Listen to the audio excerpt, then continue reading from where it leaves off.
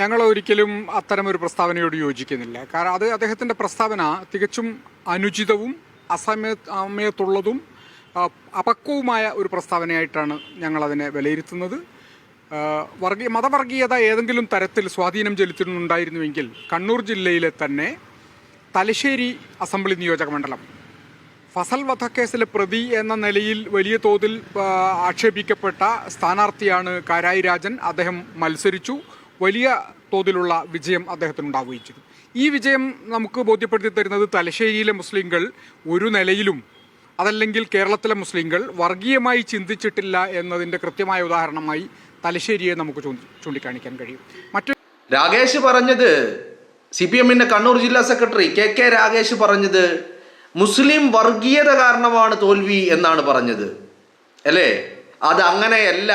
മുസ്ലിം വിഭാഗം, മുസ്ലിങ്ങളായിട്ടുള്ള ആളുകൾ മതം നോക്കിയല്ല വോട്ട് ചെയ്തിട്ടുള്ളത് എന്നുള്ളത് കേരളത്തിലെ ഈ തെരഞ്ഞെടുപ്പ് റിസൾട്ട് കൃത്യമായിട്ട് അതിൻ്റെ ഡാറ്റകൾ വെച്ച് പരിശോധിച്ചാൽ നമുക്ക് മനസ്സിലാവുന്നതാ. പക്ഷെ ഞാൻ പറയുന്നത്, രാകേഷ് അങ്ങനെ പറയുന്നു, രാകേഷിനെ പിന്തുണച്ചുകൊണ്ട് പിണറായി വിജയൻ വരുന്നു, രാകേഷിനെ പിന്തുണച്ചുകൊണ്ട് ഈ സഖാക്കൾ രണ്ട് കാലും അറുത്ത് മാറ്റി ഇപ്പോൾ RSSകാര് രാജ്യസഭയിലെ അംഗമാക്കിയിരിക്കുന്ന സദാനന്ദൻ മാഷ് വരുന്നു. എല്ലാവരും വന്ന് രാകേഷിനെ പിന്തുണക്കുകയാണ്. ആയിക്കോട്ടെ, വിജയനും പിന്തുണക്കണം, RSSകാരും പിന്തുണക്കണം, രാകേഷും പിന്തുണക്കണം.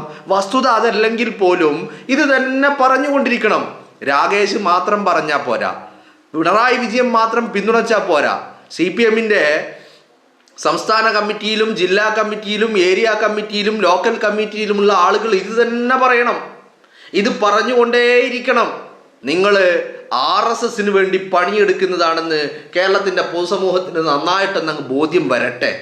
നിങ്ങൾ RSSകാരന് വളമിട്ട് കൊടുക്കുകയാണ് എന്നുള്ളത് കേരളത്തിൻ്റെ പൊതുസമൂഹത്തിന് അർത്ഥശങ്കക്കിടയില്ലാതെ ബോധ്യമാവട്ടെ. ഇത് തന്നെ പറഞ്ഞുകൊണ്ടിരിക്കണം. നിങ്ങളിത് തുടരണം. ഒരു മാറ്റവും വരരുത്, ഒരു മാറി ചിന്തന ഉണ്ടാവരുത്. ഇതേ രീതിയിൽ നിങ്ങൾ മുന്നോട്ട് പോയിക്കൊണ്ടേയിരിക്കണം. മനസ്സിലായില്ലേ? കൃത്യമായിട്ട് നിങ്ങളുടെ RSSന്റെ ഏജന്റുമാരാണ് എന്നുള്ളത് അത് രഹസ്യമായിരുന്ന കാര്യം പരസ്യമാക്കണം. അത് ജനങ്ങൾക്ക് ബോധ്യമാവുകയും വേണം. എന്നാലും രാകേഷ് ചിലതൊന്നും പറയാതെ മുന്നോട്ട് പോകാൻ സാധിക്കുന്നില്ല. ഫസൽ വധക്കേസിലെ പ്രതിയായിട്ടുള്ള കാരായി രാജൻ തലശ്ശേരിയിൽ വിജയിച്ചത് ഈ പറയുന്ന മതം നോക്കിയിട്ട് മുസ്ലിം സമുദായം വോട്ട് ചെയ്തത് കൊണ്ടാണോ? അവിടെയുള്ള CPM-ന്റെ പ്രവർത്തകരായിട്ടുള്ള മുസ്ലിമായിട്ടുള്ള ആളുകൾ CPM-ന് വോട്ട് ചെയ്തിട്ടില്ലേ?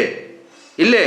തലശ്ശേരി നിയോജക മണ്ഡലത്തിൻ്റെ ഒരു സോഷ്യൽ സ്റ്റാറ്റസും കാരായി ചന്ദ്രശേഖരന് കിട്ടിയ വോട്ടും ഒക്കെ ഒന്ന് എടുത്ത് പരിശോധിച്ച് നോക്കിയാൽ, എതിർ സ്ഥാനാർത്ഥിക്ക് കിട്ടിയ വോട്ടും എല്ലാം കൂടെ ഒന്ന് കൂട്ടിയും കുറച്ചും ഗുണിച്ചും ഹരിച്ചും പരിശോധിച്ചാൽ കാര്യങ്ങൾ വ്യക്തമല്ലേ?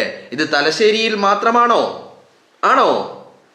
ഈ പറയുന്ന ധർമ്മടത്ത് പിണറായി വിജയന് മുസ്ലിം സമുദായത്തിൻ്റെ വോട്ട് കിട്ടിയിട്ടില്ല എന്ന് പിണറായി വിജയന് പറയാൻ കഴിയോ?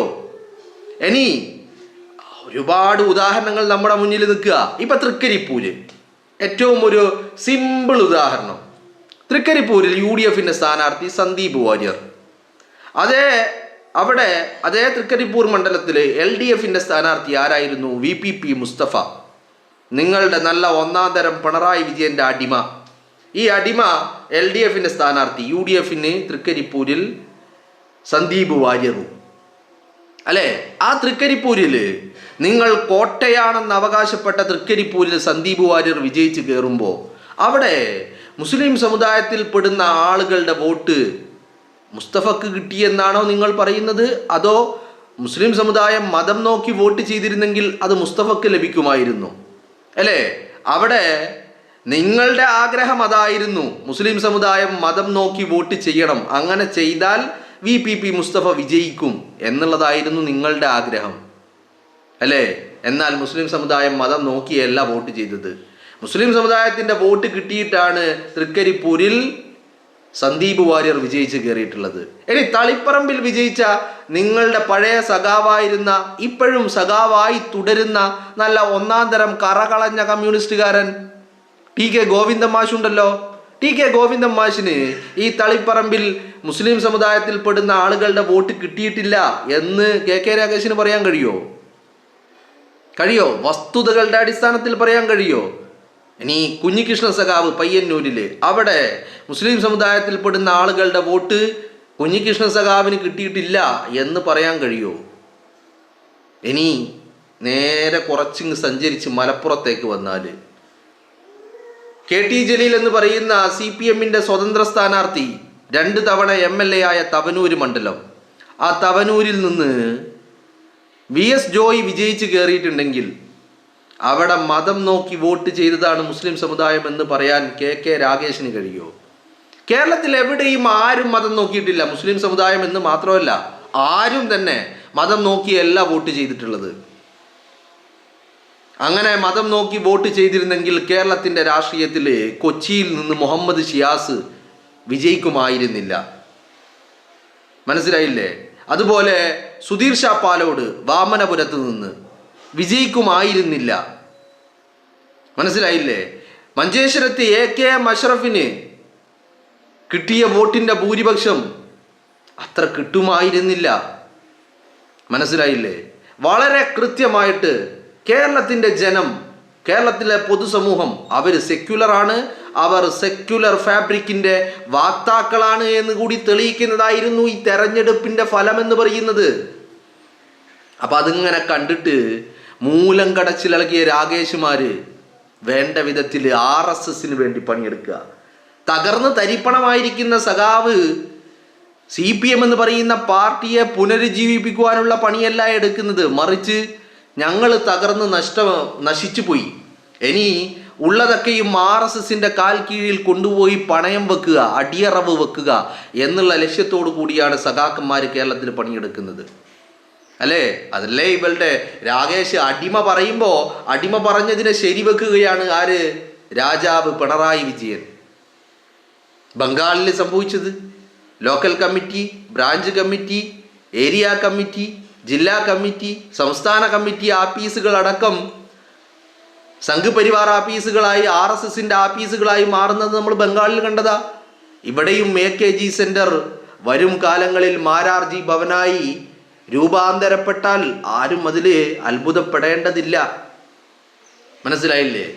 ഈ കേരളത്തിൽ ഇവിടെ മുസ്ലിം സമുദായം എന്ന് മാത്രമല്ല, കേരളത്തിൽ ഒരു മതവിഭാഗത്തിൽപ്പെടുന്ന ഒരു മനുഷ്യനും എന്ന് പറഞ്ഞാൽ 1 or 2 ഒക്കെ ഉണ്ടാകും അപ്പുറത്ത്. നമ്മൾ ഒരു പൊതുവായ കാര്യം പറയുമ്പോൾ എക്സെപ്ഷൻസ് എപ്പോഴും ഉണ്ട്, ഇല്ലെന്നൊന്നല്ല പറയുന്നത്. പക്ഷേ കേരളത്തിൻ്റെ പ്രബുദ്ധരായ ജനം മതം നോക്കി എവിടെയും വോട്ട് ചെയ്തിട്ടില്ല.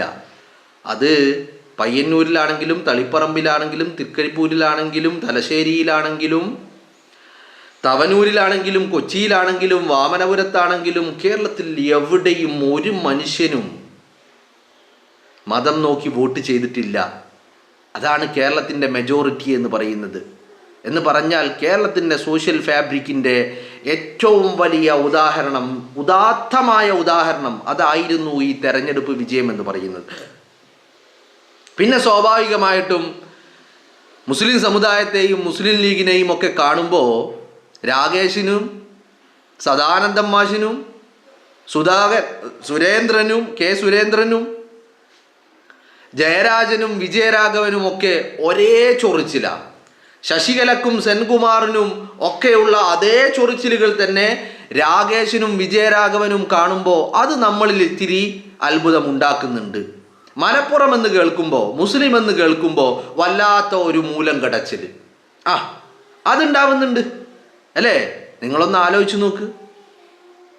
ഇപ്പോൾ CPMനെ സംബന്ധിച്ചിടത്തോളം തോൽവി ഉണ്ടായിരിക്കുന്നത് ഈ പറയുന്ന മുസ്ലിം മെജോറിറ്റി ഉള്ള ഏതെങ്കിലും മണ്ഡലങ്ങളിൽ മാത്രമല്ല. കേരളത്തിൽ ഉടനീളം മുസ്ലിം സമുദായത്തിന്, മൈനോറിറ്റി കമ്മ്യൂണിറ്റിക്ക് വോട്ട് ബാങ്കിൽ വലിയ രീതിയിൽ കുറവുള്ള, വലിയ ഗണ്യമായ കുറവുള്ള, തീരെ സ്വാധീനമില്ലാത്ത ഇടങ്ങളിലും CPM തോറ്റിട്ടുണ്ട്. അത്തരം മണ്ഡലങ്ങളാണ് ഏറ്റവും കൂടുതൽ CPM തോറ്റിട്ടുള്ള മണ്ഡലങ്ങൾ. എന്നിട്ടും മുസ്ലിം സമുദായത്തെ തിരഞ്ഞു പിടിച്ചക്രമിക്കുന്നുണ്ടെങ്കിൽ രാഗേഷിൻ്റെ മനസ്സും മനോഭാവവും ചിന്താഗതിയും RSSകാരൻ്റെതായി പരിണമിച്ചിരിക്കുന്നു എന്ന് പറഞ്ഞാൽ കഴിഞ്ഞ 10 വർഷക്കാലം പിണറായി വിജയൻ ശ്രീ എമ്മിനെ ഏൽപ്പിച്ച് നടത്തിക്കൊണ്ടിരിക്കുന്ന കൺവേർഷൻ പ്രോസസ്സിങ് അത് ശ്രീയം വളരെ വിജയകരമായിട്ട് പൂർത്തീകരിച്ചിരിക്കുന്നു എന്നുള്ളതാണ് നമുക്ക് മനസ്സിലാക്കാൻ സാധിക്കുന്നത്. അപ്പോൾ രാകേഷിനോട് പറയാനുള്ളത്, രാകേഷും അടിമകളും പിണറായി വിജയനും രാജാവും ഒക്കെ ചേർന്ന് ഇതേ പരിപാടി നിങ്ങൾ തുടരണം. ഈ പരിപാടിയിൽ ഒരു മാറ്റവും വരുത്തരുത് എന്നുള്ളത് തന്നെയാണ്. അതുകൊണ്ട് എന്തുണ്ടാകുമെന്ന് ചോദിച്ചാൽ വളരെ കൃത്യമായിട്ട് നിങ്ങൾ പണിയെടുക്കുന്നത് വഴി RSSകാരന് കേരളത്തിൻ്റെ മണ്ണിൽ എന്തെങ്കിലും ചലനം ഉണ്ടാക്കാൻ സാധിക്കുമെന്നുള്ളതാ. പക്ഷേ കേരളത്തിൻ്റെ സോഷ്യൽ ഫാബ്രിക്കിനെ തകർക്കാൻ നിങ്ങൾക്ക് സാധിക്കില്ല. നിങ്ങൾ ഒരുപക്ഷെ ഇന്ന് നമ്മൾ കാണുന്ന AKG സെൻ്ററുകൾ നാളുകളിൽ മാരാർജി ഭവനായി രൂപാന്തരപ്പെട്ടേക്കാം. എന്നതിലുപരി കേരളം എന്ന് പറയുന്ന ഈ ദൈവത്തിൻ്റെ സ്വന്തം നാടിൻ്റെ സോഷ്യൽ ഫാബ്രിക്കിനെ തകർക്കാൻ അതിനു മാത്രം നിങ്ങളായിട്ടില്ല. ഒരുപക്ഷെ നാളുകളിൽ ബംഗാളിൽ ഞങ്ങൾ 30 വർഷം അടക്കി ഭരിച്ചിരുന്നു എന്ന് പറയുന്നത് പോലെ, ത്രിപുര ഞങ്ങൾ അടക്കി ഭരിച്ചിരുന്നു എന്ന് പറയുന്നത് പോലെ, കേരളവും ഞങ്ങളുടെ നാടായിരുന്നു, അല്ലെങ്കിൽ ഞങ്ങൾ ഉണ്ടായിരുന്നു, ഞങ്ങളുടെ വിജയൻ 10 വർഷം ഭരിച്ചിരുന്നു എന്ന് പറയാം നിങ്ങൾക്ക് വരും കാലങ്ങളിൽ. ഒരു ചരിത്രം എന്നുള്ള രീതിയിൽ വരും കാലങ്ങളിൽ CPM കേരളത്തിലും ബംഗാളിലെ അതേ അവസ്ഥയിലേക്കാണ് പോയിക്കൊണ്ടിരിക്കുന്നത്. ഒരു മാറ്റവും ഇക്കൂട്ടർക്കില്ല. ഇത്രയും വലിയ ഒരു പാഠം ജനം പഠിപ്പിച്ചു കൊടുത്തിട്ടും ഉൾക്കൊള്ളാൻ ഇവറ്റകൾ തയ്യാറാവുന്നില്ല എന്നുള്ളതാണ് വസ്തുത എന്ന് പറയുന്നത്.